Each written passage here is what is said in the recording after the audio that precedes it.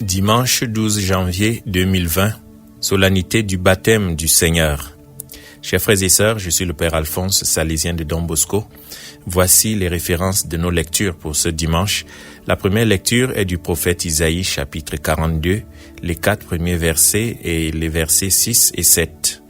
Après la méditation du psaume 29, nous avons en seconde lecture les Actes des Apôtres, chapitre 10, les versets 34 à 38.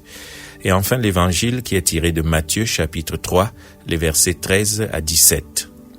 Cette célébration est un appel à repenser à notre propre baptême, après quoi nous passerons au second dimanche ordinaire, qui nous portera jusqu'au dernier dimanche du mois prochain.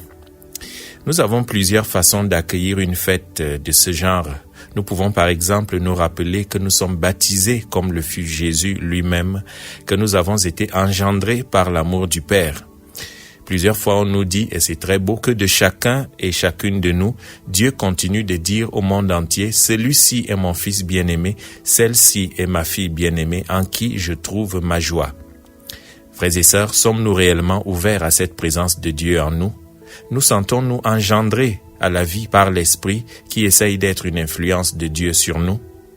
Comment notre vie quotidienne fait-elle penser à notre baptême, à notre identité de fils et de filles bien-aimés de Dieu? Nous pouvons également prêter attention aujourd'hui au fait que Jésus vient vers Jean pour être baptisé du baptême de pénitence. Alors que nous savons, nous, qui il est, Jean aussi le sait, on le verra dans un instant.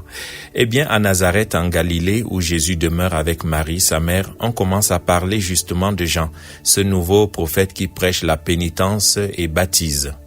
Jésus réalise que c'est le temps de sa vie publique et il se rend lui aussi au Jourdain, où Jean baptisait. Il demande le baptême, se mettant ainsi au rang des pécheurs. Inutile de chercher trop loin. Cet épisode nous indique que l'humilité est un signe non équivoque de grandeur. Souvent, ceux et celles qui exigent beaucoup de décorum, d'approbation, de salam alek, sont aussi ceux et celles qui se nourrissent de la validation d'autrui pour s'estimer, ou même qui ont des faiblesses à cacher, à masquer. Celui qui est vraiment grand, c'est ce que Jésus nous montre, n'a nullement besoin de faste, d'ovation, d'honneur.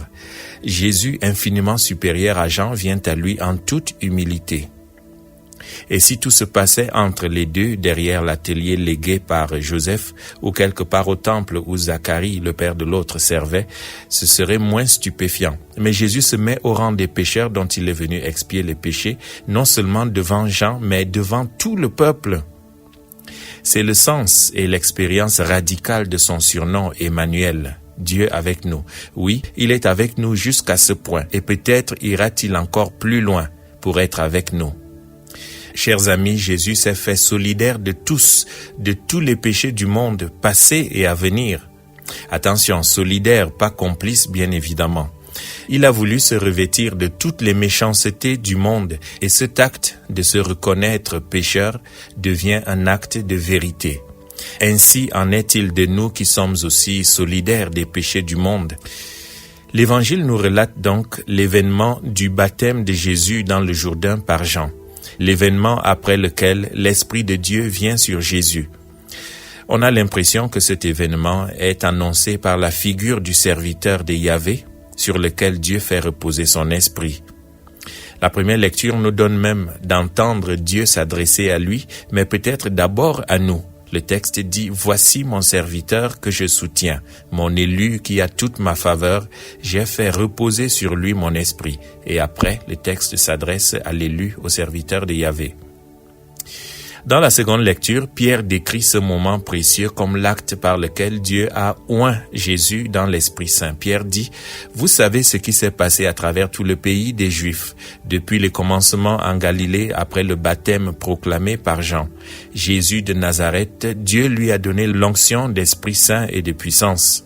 Là où il passait, il faisait le bien et guérissait tous ceux qui étaient sous le pouvoir du diable, car Dieu était avec lui. » Frères et sœurs, la communion de Jésus avec Dieu nous est révélée lors de ce baptême dans le Jourdain.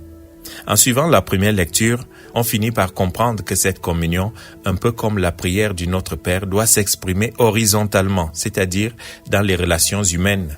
Tantôt comme un refus de condamner et de juger ses semblables, Tantôt comme la vocation de chacun de nous de faire le bien, de guérir, de soulager ceux et celles qui sont dans le besoin. Nous sommes capables de le faire, nous sommes appelés à le faire. Arrêtons-nous sur une expression qui est devenue familière et qui décrit le serviteur de Yahvé.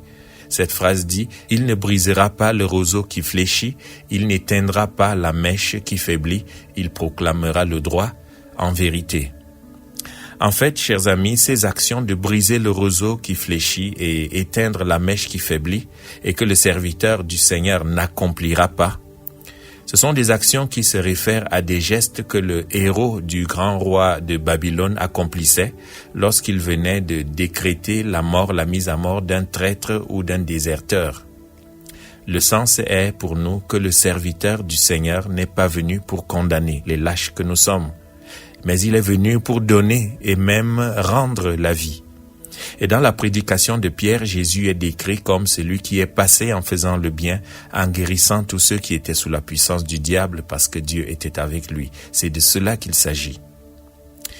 Jésus est allé de la Galilée au Jourdain pour y être baptisé, nous allons dire immergé par Jean, même contre la volonté du Baptiste qui voulait l'en empêcher, c'est le verset 14.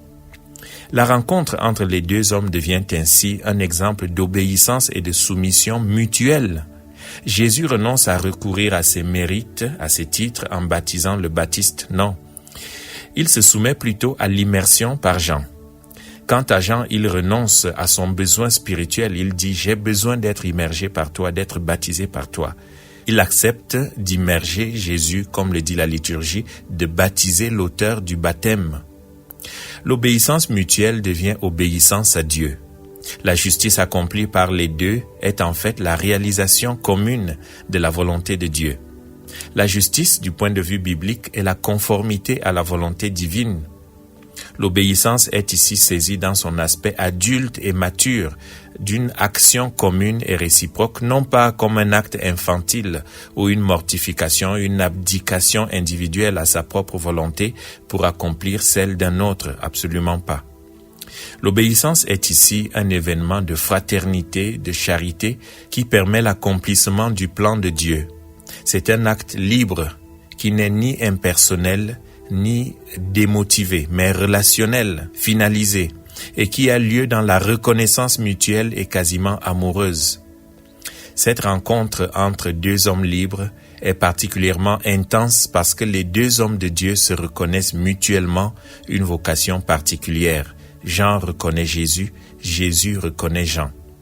Si Jean reconnaît qu'il a besoin d'être immergé dans l'Esprit Saint par Jésus, Jésus à son tour reconnaît que l'immersion de Jean vient de Dieu, c'est le verset 25 du chapitre 21 de Matthieu.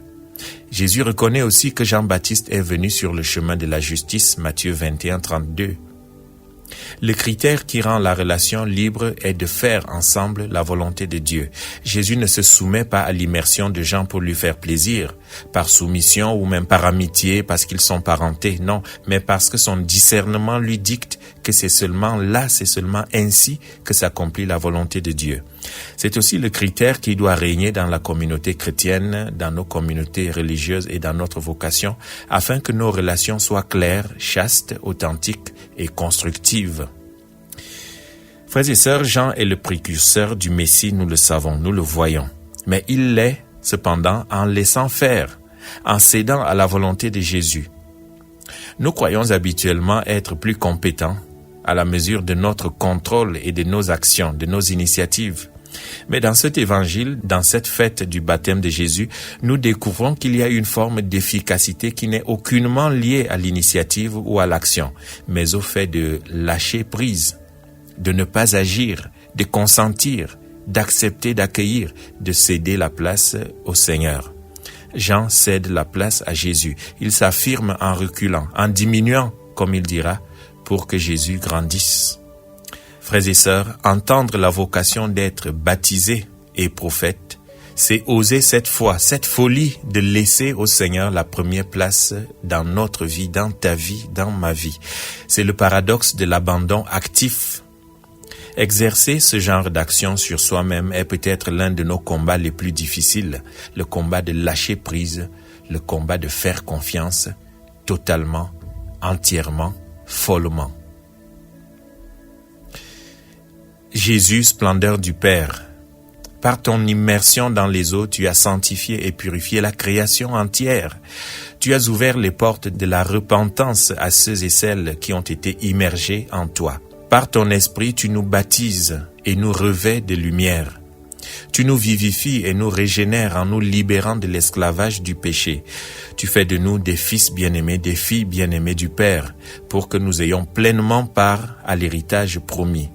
Seigneur Jésus, nous te rendons grâce et nous t'aimons de tout notre être, fils bien-aimés en qui nous devenons enfants de Dieu et frères et sœurs en humanité. Amen.